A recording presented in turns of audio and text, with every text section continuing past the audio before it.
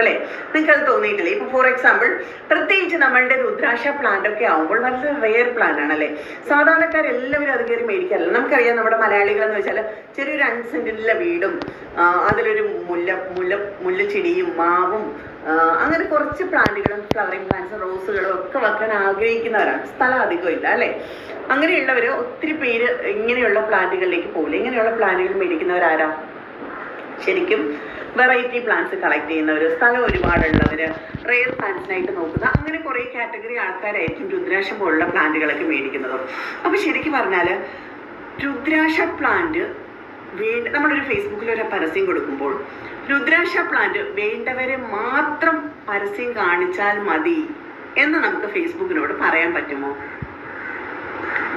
Sale ചെയ്യുന്നവരാണ് കേട്ടോ ചോദ്യം. അങ്ങനെ പറഞ്ഞാൽ ഫേസ്ബുക്ക് അങ്ങനെ നമ്മുടെ എന്താ പറയുക രുദ്രാക്ഷ പ്ലാന്റ് വേണ്ടവരെ മാത്രം നമ്മുടെ പരസ്യം കാണിക്കൂ? ഇല്ല ഇല്ല ഇല്ല ഇല്ല എന്ന് കാണിക്കും കേട്ടോ. കാര്യം എന്താണെന്നറിയോ? ഇപ്പൊ ഞാനൊരു ഉദാഹരണത്തിലൂടെ നിങ്ങൾക്ക് പറഞ്ഞു തരാൻ ശ്രമിക്കാം.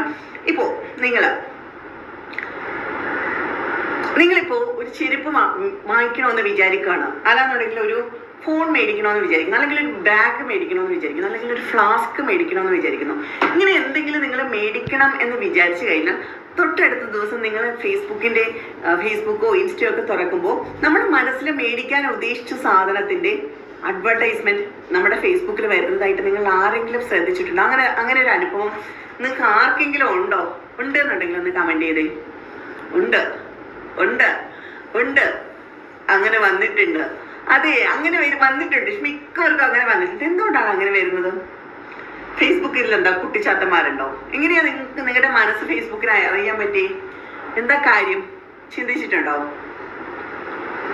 അതെ, ഫേസ്ബുക്കിൽ കുട്ടിച്ചാത്തന്മാരുണ്ട്. അതെ, ആർട്ടിഫിഷ്യൽ ഇന്റലിജൻസ് എന്നാണ് ആ കുട്ടിച്ചാത്തന്മാരുടെ പേര്. നമ്മളുടെ മനസ്സറിയാവുന്ന, നമ്മുടെ കാര്യങ്ങളൊക്കെ അറിയാവുന്ന കുട്ടിച്ചാത്തന്മാരാണ്. എങ്ങനെയാണെന്നറിയില്ലേ? ഞാനിപ്പോ ഒരു ക്വസ്റ്റ്യൻ ചോദിക്കട്ടെ. ഇപ്പൊ നിങ്ങൾ ഓരോരുത്തർക്കും നിങ്ങളെ ഏറ്റവും നന്നായിട്ട് അറിയാവുന്നത് ആരാണെന്ന് ചോദിച്ചാൽ നിങ്ങൾ എന്ത് പറയും?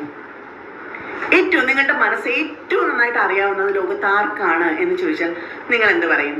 അമ്മ, അച്ഛൻ, കാമുകൻ, കാമുകി, ഹസ്ബൻഡ്, വൈഫ്, ഫ്രണ്ട്, ഇങ്ങനെ ഇതിലേതെങ്കിലും ആയിരിക്കുമല്ലേ നിങ്ങൾ പറയാ.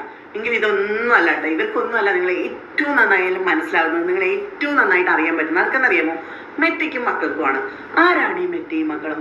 അറിയോ? ഞാൻ പറഞ്ഞുതരാം കേട്ടോ. മെറ്റ എന്ന് വെച്ചാൽ നമ്മുടെ ഫേസ്ബുക്കിന്റെയും ഇൻസ്റ്റഗ്രാമിന്റെയും വാട്സപ്പിന്റെയും അച്ഛനാണ് മെറ്റ. തിരിച്ചു പറയുകയാണെന്നുണ്ടെങ്കിൽ മെറ്റയുടെ മക്കളാണ് നമ്മുടെ